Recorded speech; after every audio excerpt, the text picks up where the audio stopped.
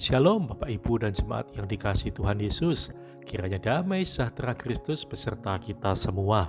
Marilah kita tetap bertumbuh dalam anugerah-Nya dan dalam pengenalan akan Kristus sebagai Tuhan dan Juru Selamat kita. Selamat mengikuti renungan firman Tuhan hari ini melalui versi audio. Tuhan Yesus memberkati.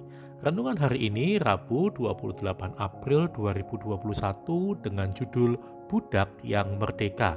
Bacaan kita terambil dari 1 Korintus 7 ayat 20 sampai 23.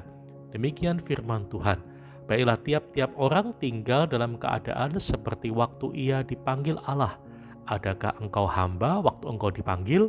Itu tidak apa-apa.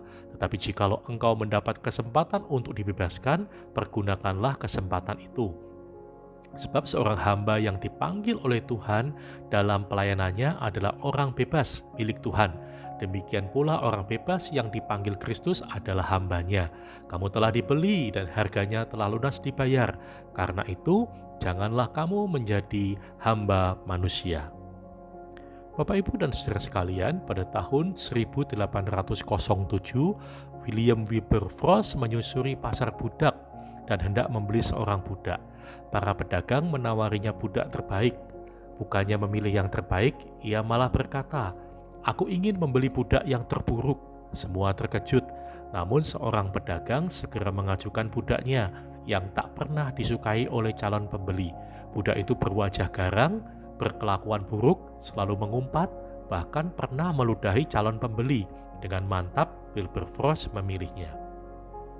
Sesampainya mereka di rumah, budak itu terus memaki, mengumpat dan mengancam akan memporak-porandakan rumah tersebut.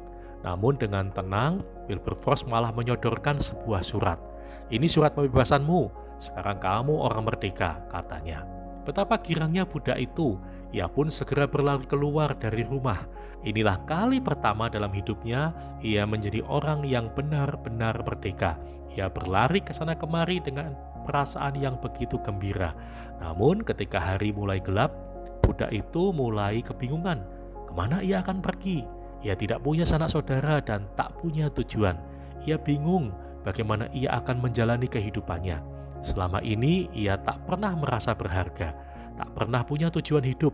Namun kini ia merasakan kasih dari seseorang yang menganggapnya berharga, seseorang yang memberinya kehidupan yang merdeka. Maka ia kembali ke rumah William Wilberforce dan berkata, "Tuan, Anda telah membeli saya dengan lunas. Sekarang izinkan saya melayani Tuhan di rumah ini seumur hidup saya." Bapak, Ibu, dan saudara sekalian, kata hamba dalam bahasa aslinya adalah doulos yang mempunyai arti budak. Seorang budak sama sekali tidak memiliki hak apapun juga selain mengabdi kepada tuannya, karena ia telah dibeli dengan harga yang lunas dibayar oleh tuannya itu. Pada zaman Rasul Paulus, orang masih hidup dalam zaman perbudakan. Tidak sedikit orang yang hidup sebagai budak menerima Yesus Kristus. Mereka mulai menjadi gelisah karena sebagai seorang Kristen yang sering dikenal sebagai orang yang sudah dimerdekakan, namun dalam kenyataannya mereka tetap hidup sebagai budak yang tidak memiliki hak apa-apa. Paulus berkata, "Jangan gelisah hatimu, karena engkau merupakan orang yang bebas dalam Kristus." Jadi mereka tidak perlu berkecil hati.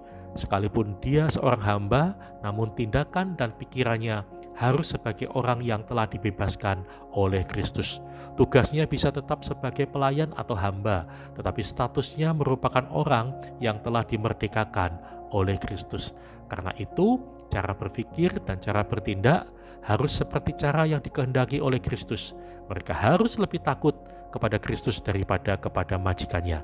Mereka harus lebih takut kepada Tuhannya daripada kepada tuannya.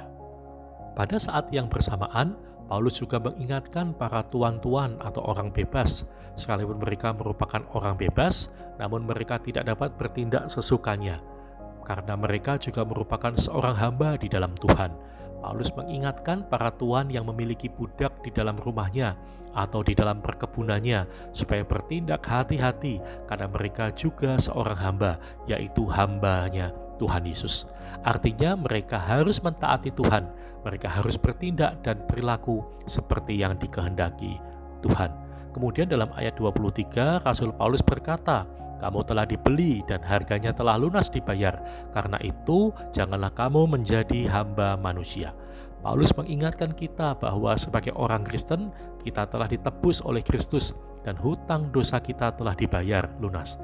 Demikian, kita ini bukan lagi budak dosa, melainkan hamba Allah karena kita sudah dibeli dengan harganya sudah lunas dibayar oleh darah Kristus yang sangat mahal itu.